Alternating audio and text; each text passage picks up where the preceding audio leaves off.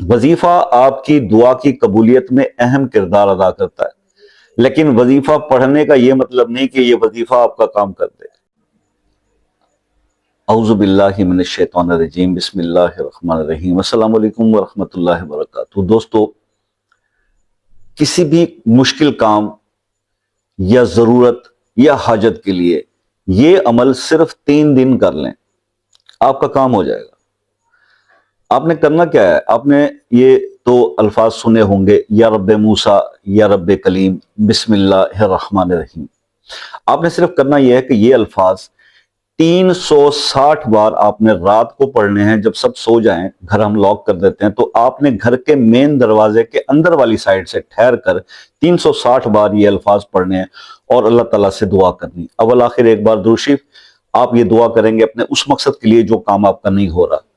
पहली रात, दूसरी रात, तीसरी रात, 3 रात तक, यानी आधी रात के बाद से सुबह सूरज निकलने से पहले तक का ये वक्त है, आप कर लें, आपका हर मसला हल हो जाएगा इंशाअल्लाह।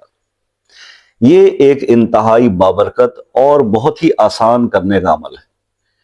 जो अक्सर बहन भाई शिकवे करते हैं कि जनाब हम किसी भी मुश्किल में गिरफ्तार हैं, किसी भी मसले के अंदर फंसे हुए हैं और वो मसला हल नहीं हो पा रहा, बहुत वज़ाइफ हमने कर लिए, तो एक बार ये वाला अमल भी जरूर आजमा के देखें। इंशाल्लाह आप खुद कहेंगे कि शाह साहब बहुत अच्छे रिजल्ट हैं, और यही फीडबैक मैं आपका चाहूंगा, लेकिन वीडियो के कमेंट सेक्शन में, ताकि दूसरे लोगों को मोटिवेशन हो। जो आप मुझे पर्सनल व्हाट्सएप करके मैसेज करते हो ना कि शाजी हमारा काम हो गया, आपका बहुत शुक्रिया, मुझे शुक्रिया अदा ना कीजिए, क्योंकि काम तो अल्लाह ने किया, अल्लाह का शुक्र अदा करें। सिर्फ इतना होगा कि उस एक्सपीरियंस को जब आप वीडियो के सेक्शन में शेयर करते हैं तो दूसरों को मोटिवेशन मिलेगी। ठीक है, ये आपसे एक रिक्वेस्ट रहती है, तो वो आपसे हमेशा मैं कहता रहूंगा। बाकी अगर कुछ समझ में नहीं आया तो व्हाट्सएप पर रब्ता कर लीजिएगा। और एक चीज याद रखिए, वजीफा आपकी दुआ की कबूलियत में अहम किरदार अदा करता है, लेकिन वजीफा पढ़ने का यह मतलब नहीं कि यह वजीफा आपका काम कर दे।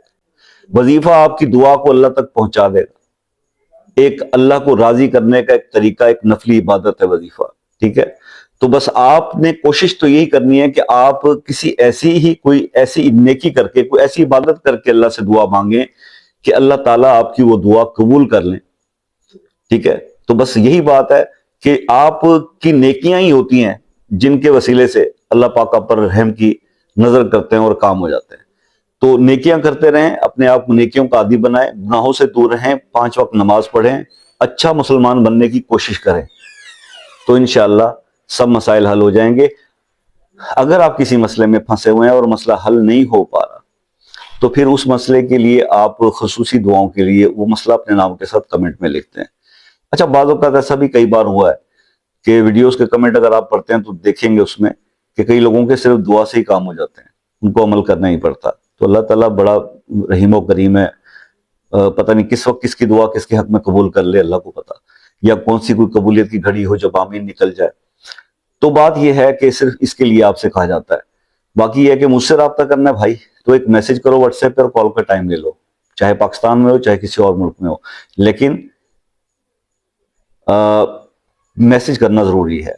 ठीक है, इसके कोई चार्जेस नहीं है, सिर्फ यह है कि हम थोड़ा सा कंफर्ट फील करते हैं जब आप टाइम लेके कॉल करते हैं। ठीक है, दुआओं में याद रखिएगा, अपना बहुत सारा ख्याल रखिएगा। जिंदगी रही तो नेक्स्ट किसी वीडियो में आपसे मुलाकात होगी, तब तक के लिए इजाजत दीजिए।